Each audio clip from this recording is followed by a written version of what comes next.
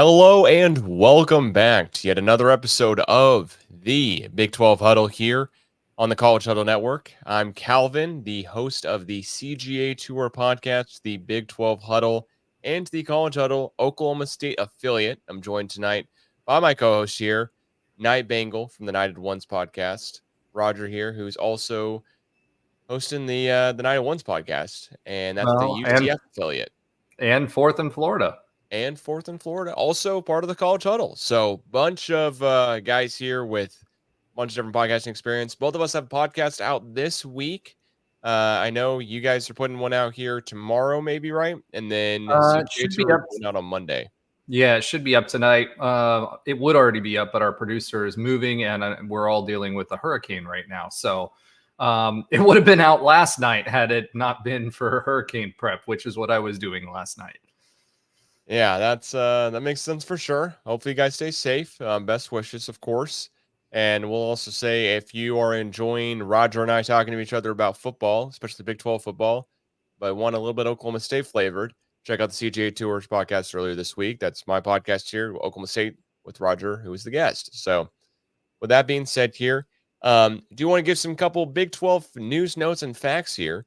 Start off with UCF, who continues to lead the nation in rushing yards per game with 375.7 rushing yards per game. And then KU and K-State also ranking in the top 10 among Power 4 schools. And then three of the nation's top 10 leaders in rushing yards per game are from the Big 12. RJ Harvey, UCF, Taj Brooks, Texas Tech, and Micah Bernard, Utah. And then last thing here, I just want to give Colorado a little bit of shout out, a little bit of love, even though they had one of the flukiest ones I've ever seen last week. But do want to talk about Travis Hunter for a second here because he had some notable things. He is one of the only two FBS players in the country to surpass 100 yards receiving in 4 different games this season. Hunter is one of 5 Big 12 players in the top 20 in the nation receiving yards per game, joining Arizona's McMillan, UCF's Hudson, TCU's Beck, and Texas Tech's Kelly. So there is your Big 12 news, notes, all type of stuff. There are also 5 Big 12 teams ranked in this week's AP Top 25. I do think after this weekend, though, there'll definitely be some changes to that for sure. I think you guys will be ranked this weekend if you go out and beat out Colorado like you should, right? Just handle it all. Yeah, on the big noon game on Fox this weekend on campus, post hurricane. Hurricane should be going through tonight. They were actually setting up on campus on Memory Mall this past week, so there were some pictures of that. So those guys get to watch us, and Bear gets to pick us versus Colorado. DJ Khaled will be the music talent, a local Orlando native, if you didn't know that. So another one for him.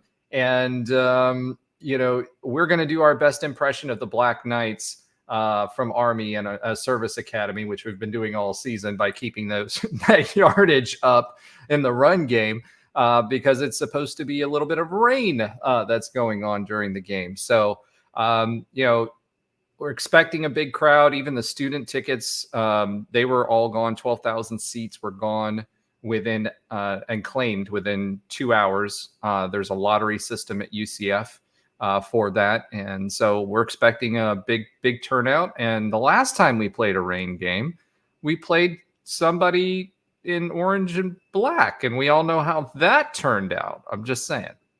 Well, I don't know if you knew this, Night Bengal here, but Oklahoma State's Trey Rucker leads the nation in Power 4 leads the Power 4 in total tackles with 53, as well as 4 other Big 12 defenders join Rucker in the top 12, including Baylor's Matt Jones, OSU's Nick Martin, also Oklahoma State, of course, Arizona State's Miles Rouser, and Baylor's Keaton Thomas. But that is a good segue for me to bring up some Oklahoma State stuff that we're doing. You got 2 Baylor players in the top, and we ended up with that game. What did Dave Aranda call that victory formation, like the something cigar smoking formation or something, and then actually came out and say it? I mean, enough people have said stuff on social media about it this week. But you've got 2 of the top tackling players in the league. Now, I don't know if that's because the opposing team just has so many opportunities to score, on Dave Aranda's defense, but how does that happen? I mean, seriously, that game, it was nuts. You get to the end of the game, and he throws that long bomb, and they come up with. I don't understand how they lost him. I don't either, because the play before, you figure where the ball goes through the receiver's hand, Shadur's got to be like, all right, I'm done with this. That's it. And he walked out of the Nebraska game. I don't think he's the most level-headed quarterback to ever grace the earth. You know, he's also Look a who his rapper. dad is. He's not the most level-headed person either. I mean, come Well, on. that's definitely true. I'd say that's well known, but I do think with him it's a weird deal because I just did not think Baylor would lose. I didn't think they'd lose like that, of course. It is the Big 12 though. But it's the Big 12, so anything can happen. You know, we're excited every weekend to see what can happen, really. Yeah, sometimes it's almost best if your team's playing, just catch the last quarter of football games, because usually whatever happened in the first half where somebody forgot to show up, it's within 3 points or 7 points by the end of the fourth quarter, and it comes down to the last two possessions, right? One for each team, or an overtime, which we seem to have more than everybody else. So, the Big 12 is nothing if not entertaining. That's very, very true. We do know that after this weekend, including the Oklahoma State-Utah game, which I don't know if you want to continue going on to it. I mean, I know we play K-State this weekend. Loser basically doesn't have a shot at the Big 12 championship at that point, I would say. And anything can happen in Big 12, though. I mean, anything can happen. But It'll be a really interesting game for championship implications, right? K-State, they're a little Jekyll and Hyde. They were expected to be a contender for the championship, still can be. They just have played they've played down to their competition. Most of the games. I mean, you've got the Tulane game that they played. You've got the other games that they've played. Avery Johnson has been pretty good as a quarterback. We all expected him to be good. He is good. He's not as accurate. He's pretty accurate on his passing game, but he's not as accurate on the move as we expected him to be. He does run really, really well. He's going to be a problem in this conference for several years. But K-State just isn't putting it all together just yet. And it'll be interesting to see which K-State we see that comes out this week. And like you said, Big 12 championship implications on this game. yeah, for sure. I also say, is there any chance at all that Colorado could make? Could we say also your game is Big 12 championship implications as well? I don't think Colorado's making it. I don't have any shot that they will. I just don't think it'll work out for them after they lost Nebraska the way they did. But I guess they're 1-0 in conference, right? So I mean, anything can happen still. Well, they're 1-0 in conference and 3-1 overall. So I mean, the way that they've won has been questionable, right? But it's kind of like K-State, right? Played a lot of close games, and one finally didn't break their way, and they dropped one, right? Colorado's problem is they're one-dimensional. That's their biggest drawback, and that's because they don't have the line that they need. They threw together their line this year. They have no running game whatsoever.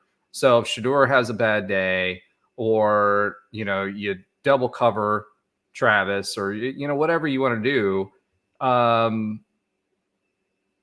if you take that away, then they're a paper tiger. So the other part about that is if you can get them behind and you can run the ball. And there's a lot of teams in this conference, whether you're talking Scatterboot or Arizona State, whether you're talking UCF and our four-headed monster, whether you're talking Texas Tech. They've woken up. I don't know what was going on with them the first two games, but they seem to have woken up. But there's several really, really strong running teams. And if you can get ahead and impose your will, there's not much they can do, because you can either pressure the quarterback and load the box, right? Or since they have a passing threat, you can sit back and dare them to run. But they're not going to be able to. So pick your poison on which way you want to attack them. But either way, they have no run game whatsoever. Yeah, they're not the team that I'm worried about in the Big 12 more than anyone else. After how many rushing yards we gave up this past week, and even if we do win, I'm still worried about UCF more than anything else. He gets the most rushing yards in the country, and we gave up 250 plus yards rushing on, on defense, of course. But talk about the Oklahoma State game all day. I also want to ask you here for kind of an updated Big 12 power rankings of sorts. I think everyone right now would say at least it's got to be a mixture of, I'm going off the head here, but Utah, BYU, UCF, and maybe a little Iowa State here sprinkled in as well too. I know BYU gets a lot of street cred for winning like they did. Granted, was at home, but against K State, who everyone thinks is a pretty good team, and then Utah winning in Stillwater with the backup quarterback. That's going to give them some credit as well too. And then Iowa State's not looked too bad. Well, Iowa State. I don't know if you remember at the beginning of the season when you were asking me what game I thought would be the toughest. We play Iowa State at home, so I think that's going to be a tough game for us to play. Iowa State is one of those teams that, for whatever reason, seems to do better in the second half and seems to get better during the season. I don't know what it is, but they've been playing at a much higher level. So I think they are going to be dangerous this year. I think they have an opportunity to have a good year. I don't know whether we're talking about a Big 12 championship game. I don't know, but I think they're going to be a good team, right? So maybe a 9-win, 10-win team. They tend to do really well at home. So anytime you do really well at home, if you protect the home field, you got a bowl game at least, and then everything else is gravy. And they've done well so far. So I definitely think Iowa State's in the mix. They also have only played 3 games so far. So UCF has only played 3 games this season so far. We're both 1-0 in conference. It'll be interesting to see what happens with them. Utah's doing Utah things, right? This is the same Utah we saw last year. They're going to play a really, really good defense. They're going to ball control. And, with BYU, defense, the old adage goes, defense wins championships, right? And so if you have a good defense, especially one that's going to turn the ball over, it makes up for a lot of, problems that you have offensively. And they lost their running back this year. They are kind of mediocre on offense, but their defense will keep them in games. And then for us, it's really, hey, can we control the clock and play what I'd like to call UCF fans will affectionately know as George O'Leary ball? Control possessions, cram it down their throats until the fourth quarter, and you wear the line out and just keep running. So we saw that against TCU when we played them. We wore them out by the fourth quarter. So Utah, again, can play that kind of offensive ball. They're just consistent. They've got good lines, and they've got a good defense. BYU has a good defense. I don't think they have an offense to go with it. So that's why they'll come up short, because if you don't get those turnovers in those possessions, then you don't win those games. Iowa State, I think, can be really, really tough. And, I don't – will the real Kansas State please stand up? We don't know what will happen with them. They're a team that could go either way. So I think they're going to be in it too. And OSU, you told me this all the time. There's always one of those what the games, right? So I think maybe this is OSU's game because your quarterback's pretty good. He wasn't consistent. He wasn't good this game. He's kind of hot and cold throughout the season, but it's usually for a half, not an entire game. So it'll be really, really interesting to see what happens with OSU the rest of the way. They have a great running back. We're just not you're just not utilizing them as much as you did last year. And defensively, obviously, you've got some playmakers there too. So OSU is capable. I just think the biggest blind spot that you have is the same thing we've been talking about for the last 2 seasons with OSU, which is the quarterback. If you get consistent play from your quarterback, you can stretch the field. Hopefully that gets Ollie Gordon going, but we haven't seen it yet. Well, at least we didn't see it against a very stout Utah defense. Yeah, having 60 snaps or 59 and getting Ollie Gordon the ball about 1/4 of the time there was like 15 touches total. It's just not utilizing him too well. The backup comes in, he throws 11 passes. Like, all right, there's just a lot we could do and a lot more about.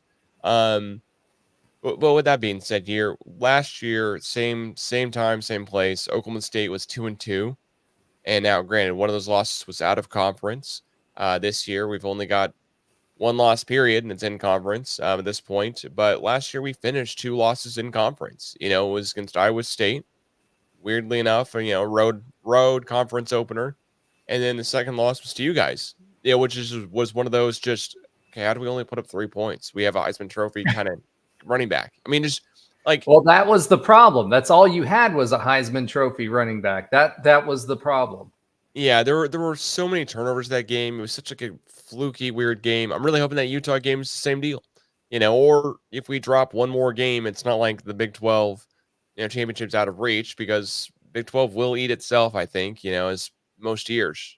And it'll really just be schedule. Yeah, schedule will really indicate how good you do, how bad you do. With that being said, glad we're not playing UCF. You guys got Colorado this weekend. How do you feel about the game? What's your prediction? As far as Colorado is concerned, I think that UCF's going to try to do two things. They're going to try to run the ball and they're going to try to play ball control.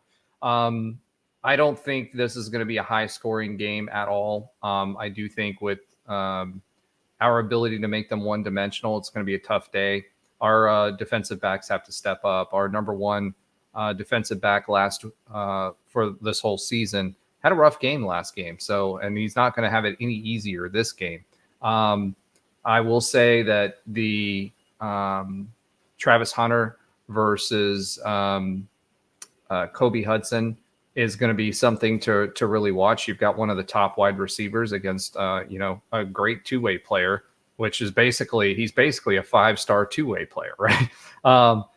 So that's going to be an interesting matchup to watch. So we'll try to get them in one-on-ones, draw people in with running the game and pop a few passes. So my prediction is that UCF will win at home with the rain. I think there's going to be more. This will be a quicker game, so it'll be lower scoring. I'm going to call it a 38-24 UCF victory. Wow. All right. Well, I really hope that's what happens. I want to see Colorado just kind of lose early because we play them late. I don't want to see later on the last game of the season for us regular season wise. Not gonna wood again with that statement, but I don't want to see us last game of the season have to go to Boulder and they're fighting for a bowl game or they're fighting for Heisman Trophy stuff for Travis Hunter. I just all that stuff as an OSU fan just wigs me out basically. Just kind of gives me a little bit of like, hey, you know what? Let's have UCF just kind of be one of the first teams, and I do think you'll be able to run all over them, and that's your guys' biggest strength right now. That's our MO. Yeah. Oklahoma State wise, we go to Manhattan, Kansas this weekend. Gotta go play the Wildcats. Not excited, but last year, same time, same place, except for it was their place. I guess I should say we were, heading to the game. It was our 5th game of the season, second conference game. Last year, we ended up winning 29-21, and I don't think anyone expected, including myself, that we'd win the game, honestly. I thought we'd keep it close, maybe be in it. They had beaten us 48-0 and 2 years ago, and last year we ended up winning by 8 at home. Granted, going to Manhattan's a little different. I think their stadium will be rocking a little bit. They clearly do not play well on the road, as we saw against BYU, but they have beaten Arizona at home so far, and have been a good team that I think Arizona's a paper tiger to me, though. Okay, go on. Yeah, I think Arizona's a paper tiger. Like I told you, I think all they have is the quarterback to receiver connection, and that's it. They've got no run game. Their defense isn't great. And as far as K-State's concerned, I mean, who did they play so far? Right? They played UT Martin, beat them 41-6. Okay, cool. They played a Tulane game, which I actually expected them to beat Tulane more handily. They were lucky to get out of that game with a win. If you watch that game, especially towards the end, the Tulane quarterback is much better, but he was also a freshman playing in a big game at home. So they did win there 34-27, got kind of lucky, in my opinion, with that one. Arizona is a paper tiger to me. You shut down their pass game and they're done. And then they ran into a road grader at BYU, and BYU is a tough place to play. The elevation definitely makes a difference. If you've never been up to Utah, it's got pretty high elevation, and on top of that, they've got a pretty good home atmosphere, large stadium, 60+ thousand fans, and they've got cougar tails. So you can always win with Cougar tail. So, we'll see. BYU did its thing defensively. We'll see what happens against Oklahoma State. I think the key to the game for Oklahoma State is going to be, does the defense show up and can they shut down Kansas State? Yeah, that's the main thing, because Kansas State scored 9 points last weekend. Avery Johnson does look like a sophomore quarterback last week against BYU, but is that more Avery Johnson not looking good on a night road away game? Road away, same thing, but a night road game, or is that more BYU's defense? And I of course I think it's a mixture of both, but is that BYU's defense playing incredibly well and taking advantage of every opportunity, and also having a special teams touchdown or two? And does Oklahoma State need to do the same? Because they just had the K-State guys on my podcast here earlier tonight. And when you're listening to this podcast, it's already out. But they basically were like, hey, it was a 6-minute stretch where we just fell apart. And then we had such a hard time getting back into it. So is that going to happen again here where Oklahoma State has a chance? Or are we going to show up like we did against Utah where, hey, tougher defense than we're used to, like Tulsa, and South Dakota State, and then Arkansas somewhat, and not be able to score at all or really get anything going offensively? Because if we can't pass it, then we just go away from the run, regardless of what we need to do. That's what I saw this last weekend. Well, I think OSU has to establish a running game. You've got to get Ollie Garden involved, and if it's if you don't have a run game and you're not running the ball, they're going to load the box, they're going to stack the box, and they're going to get after your quarterback. So you've got to break up the box, and even if that's the short passing game to Ollie or some of the other folks, just to stretch the field a little bit and get them out of the box, then that's what you've got to do. So obviously, your quarterback does not play as well when he's under pressure. Most quarterbacks don't, but he really is sensitive because he's a pocket passer. He doesn't move around a whole lot. He's very, very susceptible to getting pressured, and if he gets pressured, he doesn't play as well. He doesn't throw well on the run. So it'll be really, really interesting to see if you can establish the run game, because if you can do that, then even if they crowd the box and get Ollie Gordon going, or at least stretch the field a little bit sideline to sideline, you've got a good you've got a couple of good receivers out there, and he can throw the long pass if he's got time. Yeah, big if, unfortunately. I just think there's multiple things here where, is Oklahoma State going to be able to play like they did against the non-conference games, where we actually put up some points? I mean, putting up 19 looks good at the end of the day, but you're also playing in Manhattan. That's the other thing, right? Now it's an 11 a.m. kickoff, which, you guys are used to that kind of stuff, right? But for UCF fans, it's like, you're not letting me tailgate it long enough, right? Our guys are just getting out of bed at 11 a.m. But, I just feel like that, Manhattan's a tough place to play. They've got a boisterous fan base, and this is an older rivalry that goes back a long time. And, they've got a good team this year. So it's just a question of how consistent they'll be and if they make mistakes. And that's going to be up to your defense. Your defense can either help or hurt that. Yeah, will it be back and forth, win-win, only at home, or will it be 2 wins in a row for Oklahoma State? So big deal here. The other matchups coming up this weekend of a top 25 teams, I guess I should say, is BYU at Baylor. Currently, the odds by ESPN Bet is Baylor favored by 3.5 points. What do you think about this game, though? Do you kind of agree with the odds makers here and Baylor's favored? I know it's half of a point more than the home would always get, so maybe it's just even a pick 'em. And I mean, that's what they're saying. They're saying it's basically a toss-up, right? So I don't think it will be. Baylor's defense is not. I mean, they haven't been completely terrible this year, but they're still not a world beater. And so you're going to have defensive strength versus defensive strength. I think BYU's a better defensive team than what Baylor's offense is and Baylor's defense is. The question is going to be, If BYU can be consistent there, I know the odds makers are saying it's a close game.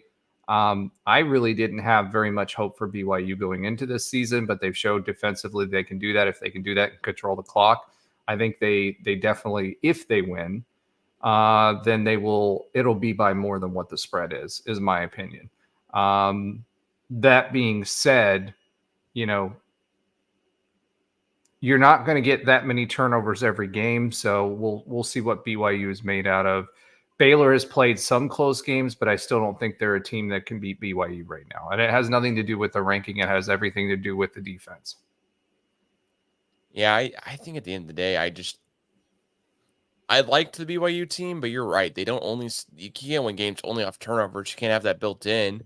And will the time change kind of hurt them? BYU, they're on the West Coast. They, I mean, I think they're, remember correctly here, they're Mountain Standard Time. So this game's kicking off at 10 a.m. mentally to them, So will that matter at all? Because we saw K State just look kind of like just out of sorts kicking off that late in Provo last weekend. So will that do anything to BYU? I don't think so.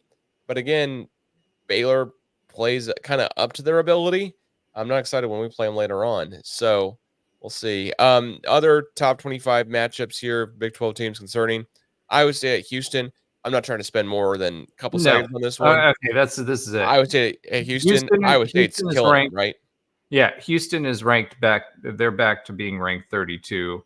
Yeah. And I say that because if you've listened to previous shows, when I was first ranking them, I wasn't ranking them 16th. I was ranking them 32nd because they were that terrible. We were kind of surprised by Oklahoma when they played Oklahoma and kept it close, but I think it's a byproduct of them having a 5-star quarterback that was a bust or has been a bust thus far. He was supposed to be the second coming. They let Dylan Gabriel go to Oregon, and I think at this point, I think Oklahoma is who they are, and I don't think that says much about this Houston team. And I think it's going to take 2 or 3 years for him to rebuild Houston. And he's the kind of coach who's done it everywhere he's gone, including Tulane, Willie Fritz, right? So I think he can do it at Houston. They've got the money.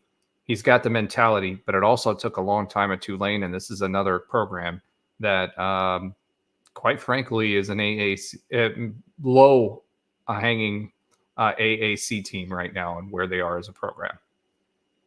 Yeah, you said it very well. I don't think this is a matchup we're going to be looking at 6 o'clock on FS1 going, man, that's close. I think we're just going to see a lot of Iowa State fans out there too. It's interesting to me though that of all the matchups that's the one that's on FS1 at 6. But then again, I don't know really what other matchups could be, and maybe they're already going. Everyone's watching Georgia Bama, so might as well just get a team on that's somewhat decent. With that being said, we also have Arizona at Utah. I haven't checking here. Cam Rising may or may not play. It looks like it's still up in the air a little bit. Utah's favored by 11 points. Yeah, I think that's Utes. about. I think that's about where it's going to be, and only because Utah's offense is anemic, but they don't need it because they have the defense, right? And they're playing ball control and defense, the same formula they played last year. Arizona's got one weapon in their chamber, or one bullet in their chamber, and that's their quarterback and wide receiver duo. Outside of that, they've got nothing. So, I think that even that spread, I think, is pretty solid. Yeah, I like it a lot, and unfortunately, I think that's an easy win for Utah there. Just because at this point we need them to lose. So Oklahoma State fans, we need Utah to either really be the best team by far and away, or we need to lose a game or two. Just kind of get us back into it. I don't see Utah honestly in its current.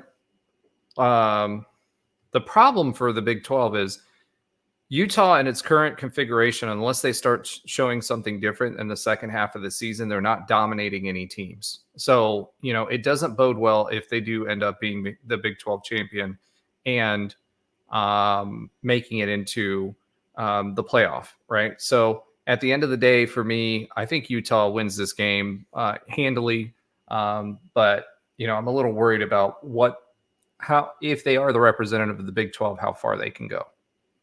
Yeah, same here. I'm curious. I'm optimistic that it'll be okay, but at the same point, I I do want Utah to lose. Like I want the Big 12 to have a representative in the college football playoffs and have Well, we're two, going to no matter what. but but I want us to have like two, maybe three, right? Yeah. And I don't see us getting that third possibility unless Utah is dominant.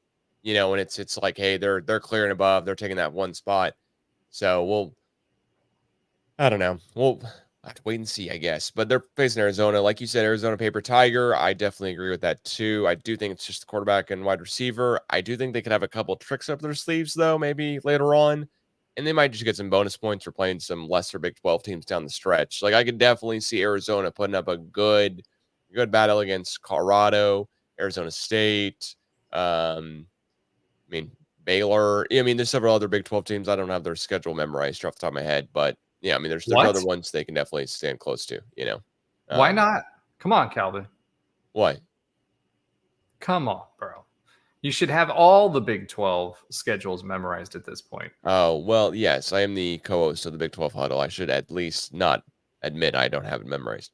Um, that's a good point here. Well, lastly here with Big 12 Huddle kind of news and notes here. Looks like there might be a quarterback on the Big 12 roster here this next off season. Or the reason we're talking about this today is because UNLV's quarterback here, he basically just dropped out of UNLV, and it was due to NIL commitments not being met. And there are so many stories going every which way. Who knows who's right? Who knows who's wrong? The first reported story was that the UNLV quarterback, who's led them to an undefeated season so far, said that the financial NIL obligations were never met, never saw a dollar. And the UNLV side is that, of course, he was asking for more money. We've paid him every dollar we said we'd pay him when he enrolled. And he just now wants more money because his stock's gone up and he's hired an agent. And we're not going to pay him more. So, whole new world and everything of all the NIL stuff. I know it's been going on for a couple of years now, but I guess I want to ask you here as the other Big 12 member, but also as the newer Big 12 member than Oklahoma State. I think one of the things we could do better at is NIL. I think we could just everyone could do better in NIL, but especially Oklahoma State. Like, I don't think we're attracting a bunch of guys NIL wise. I do not. Ollie Gordon might have taken the whole NIL budget, and that's how we kept him on the roster, but it's definitely not public knowledge if that is true. What What do you think about this whole NIL situation with UNLV, but also just kind of as a whole? What do you think is going to happen with the Wild West of the NIL? Well, I mean, we've been talking about this for a while, right? Since this came out.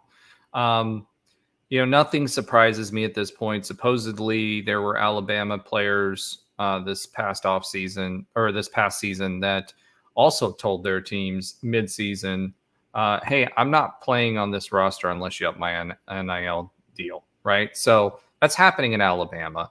It's not surprising that it's happening at UNLV. I think it does. Like, the Big 12 is an interesting position because you've got some teams that can spend big money, but they have to be choosy with who they spend it on, right?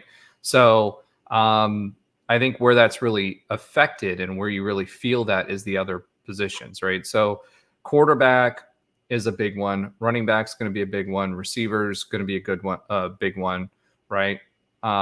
Next up, you've got line and middle linebackers, and then you've got DBs, right? So there's definitely a hierarchy as far as what's available and how much each one of these players can ask. I don't think it's great for college football, but we all know that. If we're going to offer deals like that, then there should be a lot, if we're going to model it after the NFL and a professional league, which is essentially what they're doing, then you got to use the same rules, which is, hey, we're already talking about instituting a salary cap. We're already having a GM position to be able to handle roster moves. But I'm sorry, you can't run a franchise, which is what this is, right? If every year you've got to re-recruit your roster, you may have to pay more. The NIL boosters are, and then what about all those boosters that are out there, like the guys at Florida, how they, their team isn't performing.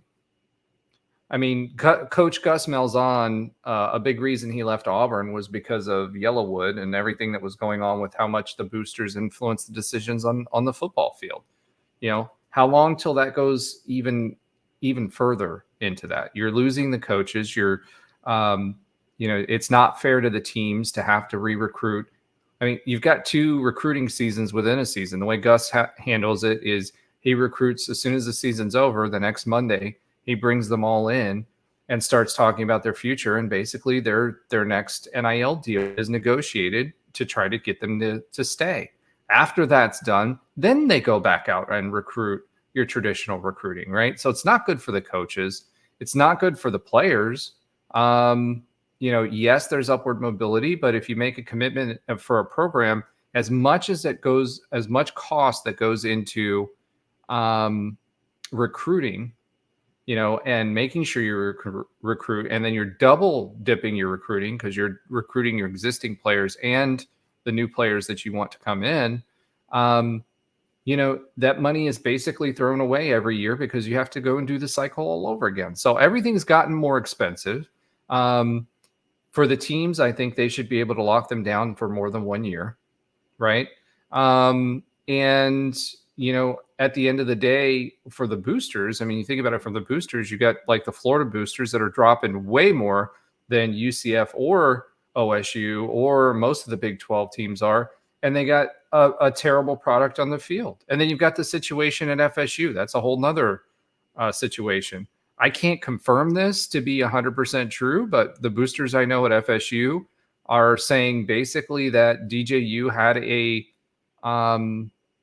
had basically a stipulation in his contract that he could not be benched unless he was injured.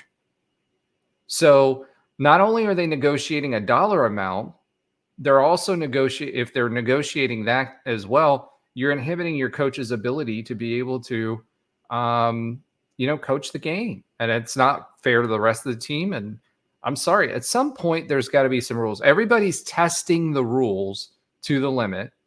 With this UNLV situation, I mean, Florida couldn't foot the bill. You saw what happened to their 5-star quarterback after that happened, and that was a whole debacle, right? And now you've got this kid at UNLV. He would have transferred anyway, but not to play in the middle of the season, that's tough. That's tough for that UNLV team who was doing really, really well, and those teams need that ability to be able to show that. And if this is how it's going to go and you redshirt because you weren't getting paid, I mean, if it's true that UNLV didn't pay him at all, then okay, I could see it, right? But if it's true that he's just doing it to get a bigger bag, it's smart on the player's perspective, especially for those that aren't going to be going to the NFL, because at the end of the day, they've got to get as much cash as they can while they're in college, and a lot of them are earning more than they would league minimum in the NFL. But at the same point, something's got to stop. At some point, this has got to stop, and there's got to be guardrails on it. Yeah, I mean, Matt Sluka, he's the UNLV quarterback we're talking about. He previously played for Holy Cross, had 4 years where he was at Holy Cross. He redshirted, or he had a COVID year in 2020, excuse me. And so he has a redshirt year that he's playing under this year. Is letting him get the 5th year, I guess, better way to say it. And he just decided, hey, I still got the redshirt available because the previously had the COVID year, so he's going to just redshirt this year. He's 3-0. He started all 3 games. He's got 48 attempts though on the season, which is what some quarterbacks do in a game.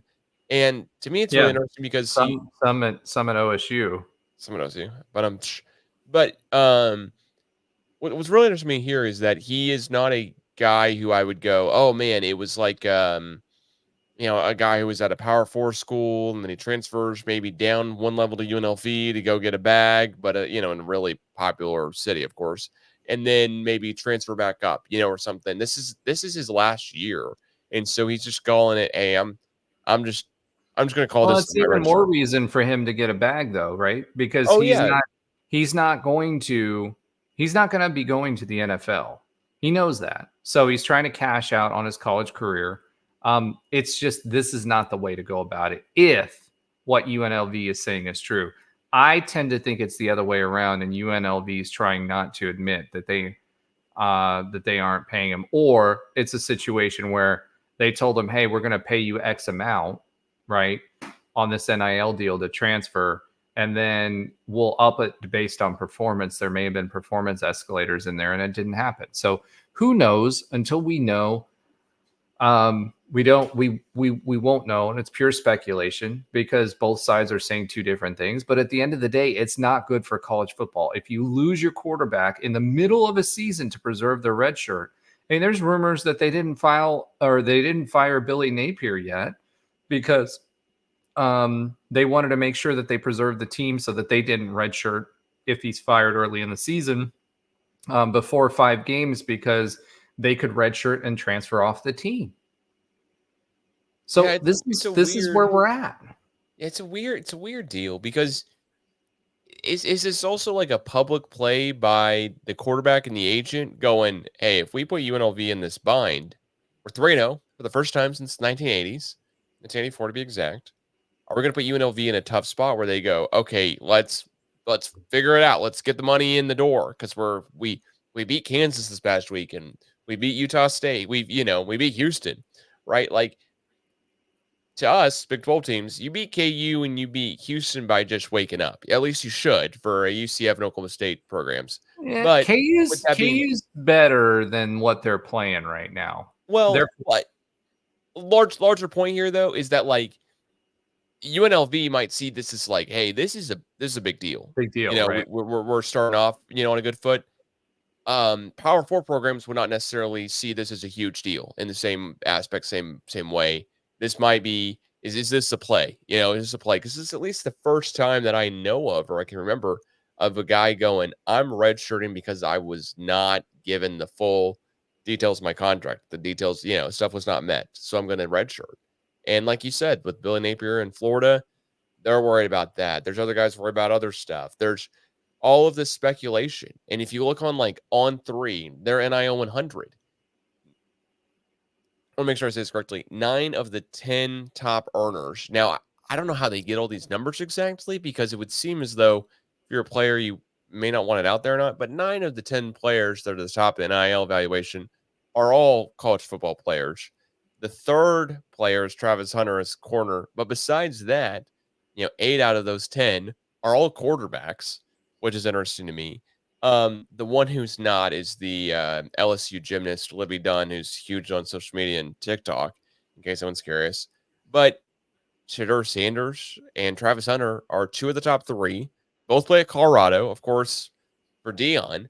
But there's no way in my mind these guys would be 2 of the top 3 if there was any other situation, right? Like Arch Manning's 4, Quinn Ewers is 5. That's bizarre to me because they both play the exact same position, can't be on the field at the same time, the same school. And then where it starts making a little bit of sense, where you got Jalen Milrow, Jackson Dart, Cam Ward, et cetera from there, right? Like, Carson Beck, Nico, I am on my lava. I'm not gonna say that again. But you know what I mean, right? Like I think this whole deal is just a weird, fun's the wrong Fun word, is but just a not the weird word time. I would use for it. Yeah, weird time. I don't want to say fun because like Yeah. this is not fun for an Oklahoma State fan who's like, hey, what's going on? Like, are we not able to get paid more NIL money, or do we not need to? Or like, there's so much gray area out there of QR codes being shown at the stadium, on the big screen of Cowboy fans. This is the time. This has been more time than ever to donate towards your college athletes' funds. And of course, it's like right after Bowman throws a pick. But with that being said, it's not great timing, but I'm sure Well, it's it's a either great scripted ad read. timing. That could be great timing. It's like, do you want a better product on the field? Put some Yeah, cash towards the fund. that's true. I'm not thinking about it for after this season when they're asking for NIL money. I'm thinking about it like during the game. But that's a good point. Yeah. I mean, it.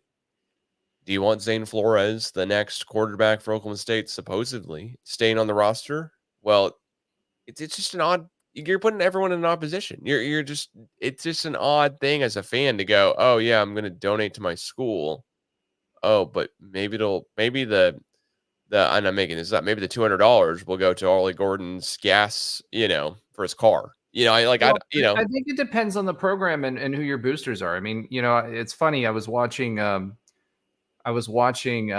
Pony Express 30 for 30 recently, right? And so, at that time in Texas football, all of them, every single one of them was doing what SMU was doing, right? The difference is SMU was not smart enough to hide it. And, politically, they didn't have the biggest footprint there. But you see SMU now, what are they doing? I mean, they literally have boosters funding the entire football program for 10 years, to join the ACC. So there's boosters, there's levels in college football. Now, they're trying, right? So one of the stipulations in the NIL was a salary cap, right? So you can spend a percentage of your TV contract. That obviously gives the SEC and, more importantly, the Big Ten a huge advantage, because that's a percentage of a much bigger pie that they can spend, whether you have the money or not. So what you're seeing now, what they're negotiating now, first, the NCAA president came out and said, hey, there's a real difference between the Power Four and everybody else, right? And then now, that deal fell apart, and now Sankey is leading the charge again. And they're trying to figure out how to separate the Power Four from the what is it now, G6 conferences. We don't know for how long, because the Mountain West and the Pac-12 are fighting for survival right now. They both have 7 teams. We've got teams that are going back and forth in between both conferences. Utah State saying, hey, we're committed, and then they're saying, no, we're not, we're going to sign with the Pac-12. So it's just a wild situation right now. But eventually what you're going to see is you're going to have the P4 programs. You're going to see consolidation, which we've all seen that's been coming with realignment since probably 2014 to 2015, because there's only so much money. If you keep paying those schools more, there's only so much money to go around to everyone else. There's only so much ad revenue. So if you're tying it to ad revenue, okay, what happens? Now we elevate the P4, next contract negotiation cycle. Some people get left behind. You'll have some more, maybe the ACC implodes. Hey, guess what? That money is going to be consolidated back into whatever the remaining conferences are, right? And that's the way to shake out teams. So, hey, Wake Forest, guess what? You've been part of a founding member of the ACC. Great. Well, the ACC isn't who they were anymore. You don't earn the revenue anymore. Guess what? Even if you could spend it, you can't spend it because it's 20% of your TV contract. That's how you get rid of people. Yeah, I just and OSU needs to get on the NIL train. I know your head coach was like, we're not a part of that, but again, I don't know if that's because they don't have an established program or they don't have support to do that with on the academic side, right, to really get after it, or if it's a situation where Gundy just said, hey, I don't want to play in this nonsense. Well, guess what? If you don't play or pay to play, you're not going to play long term. Sorry. Yeah, no. I mean, you're saying it correctly. There's a lot of questions I have with Oklahoma State and with the NIL. Initially, Gundy was firm on, hey, we're not doing that. It was more Dabo Sweeney-ish. But then, since then, it's all right. NIL, it's part of life. And Gundy said, I think there'll be GMs at some point. That you just have, just like the NFL, you just have guys who run in with the salary cap, and that's what the deal is. It already is. I mean, that's what I want to have happen. I mean, at the end of the day, like I don't want this. No, I don't think anyone does. UNLV fans have to be livid because, like, what UNLV fan who's like, hey, I'm going to get season tickets now because we're 3-0 and I see some promise and like the team or whatever, right? Well, is he instead going, all right, well, this quarterback's got 1 year. I was going to take family out of this game. I mean, just this does affect people and like how you root for a team. I mean, I don't know if I'd be. I don't want to speculate on the UNLV fan too much, though. It's a self-fulfilling prophecy too, right? So Big Ten expansion was driven by population in DMVs, or what is it called? Not DMVs. D whatever the ratings is, the potential households in a particular population, Oh, so the that they can. Nielsen rating? No. There's another thing. It starts with a D. Anyway, doesn't matter. People know what I'm talking about. Basically, that's why Rutgers was added, right? Because they could they could up the amount for their cable package. So that was what was driving realignment then, right? After that, it kind of pivoted. And then it was okay, now we need to consolidate brands because the networks know that they can no longer pay what they're paying and keep the same amount of schools and keep all of the content. Now you're at a situation where the Big 12 was this way on their previous contract too, where you're splitting some between Fox and ESPN, right? Which puts us in a great position, in my opinion. But then you've got others like the SEC who went from CBS to ESPN, right? Basketball, you've got CBS. We just sold some ESPN inventory to CBS. The Big 12 did, right? For basketball. And at the end of the day, what it boils down to is it's going to consolidate further. And the only way, if you don't play in the NIL space and you're not aggressive or at least competitive in the NIL space, the only way you can do that is if you're a team that consistently wins championships. And right now, even if, especially for all these teams like Oklahoma that went to the SEC, you're not going to consistently dominate because all of those brands have the same amount of budget that you do. You're still competing with Texas, which has the largest budget in the country, right? But you've got Tennessee, you've got Florida, you've got Georgia, you've got all these other places that have as big a budgets with you, which means you're not going to be able to dominate anymore. You're not the biggest brand in the SEC. And then if you go to mediocre, what happens? Right? So you've got to have that money to stay competitive. Otherwise, you got Ole Miss versus Mississippi State. Ole Miss has got the lane train and Mississippi State doesn't, right? So that's the difference.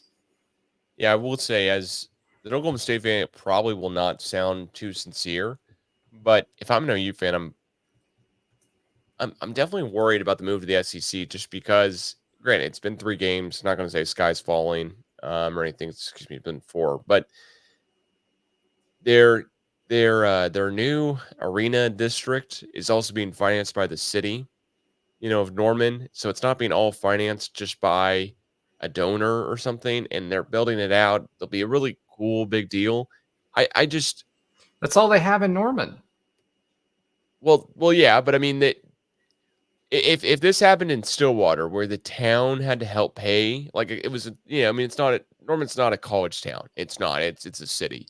Stillwater's a college town, so we're talking about apples and oranges here. But Yeah. with that being said, there's a lot of hope and promise of moving to the SEC of how much more it'll get you in X, Y, and Z. And it's interesting to me that their revenue is going to go up. I mean, they're making more money by going to the SEC. That is one of the reasons why to do it. And they still are getting public funding for stadiums, or an arena, which is their new basketball arena and other things. So it's something to me where I just would be thinking about it a little bit and going, okay, so far we played Tennessee at home. We were not favored to win. They're 6th in the country when we played them. Our quarterback played horrible. We're actually benching him. Not gonna have the same guy out here this Saturday.